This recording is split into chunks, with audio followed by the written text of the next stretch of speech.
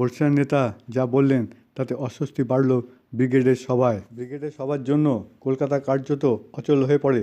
ব্রিগেডের সভায় যোগ দেওয়ার জন্য উত্তর চব্বিশ পরগনার হাবড়া থেকে আইএনটিটিইউসির সদস্যরা রওনা দেন। অভিযোগ, তাদের একাংশ অফিস টাইমে শিয়ালদহগামী হাবড়া লোকালের 4 নম্বর কামরাটি দখল করে নেন।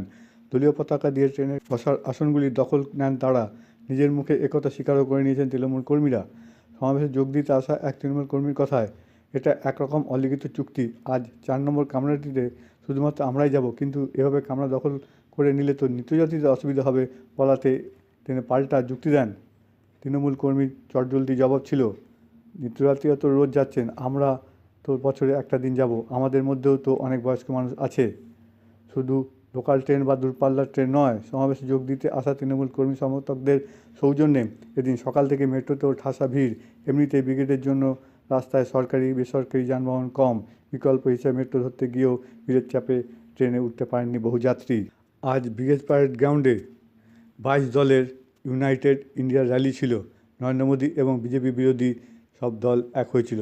আর সেই মঞ্চ থেকেই কংগ্রেস এবং মমতা বন্দ্যোপাধ্যায়কে বড়সড় অস্বস্তিতে ফেলে দিলেন সবার এক বড় অতিথি। সজাগ মমতা অবশ্য সঙ্গে সঙ্গে সেই ভুল সংশোধন করে পরিস্থিতি সামাল দিলেন। মমতা বন্দ্যোপাধ্যায়ের ডাকে অন্যান্য বিরোধী নেতার সঙ্গে মঞ্চে হাজির ছিলেন এলজেডি নেতা শরদ যাদব। বক্তব্য রাখতে গিয়ে এদিন নোটবন্দি থেকে জিএসটি সব কিছু নিয়েই নরেন্দ্র মোদী সরকারের সমালোচনায় সরব হন তিনি। শুরু থেকে ঠিকঠাক চলছিল, বক্তব্যের শেষ দিকেই বড়সড় ভুল করে ফেলেন অভিজ্ঞ এই রাজনীতিক। মোদী সরকারের বিরুদ্ধে দুর্নীতির প্রসঙ্গ বলতে গিয়ে বোফোর্স দুর্নীতির প্রসঙ্গ টেনে আনেন তিনি। আসলে রাফালের সঙ্গে বোফোর্সকে গুলিয়ে ফেলেন শরদ যাদব। রাফালের বদলে তিনি বলেন, বোফোর্সের মতো এত বড় দুর্নীতি কোনোদিন দেখেনি দেশ।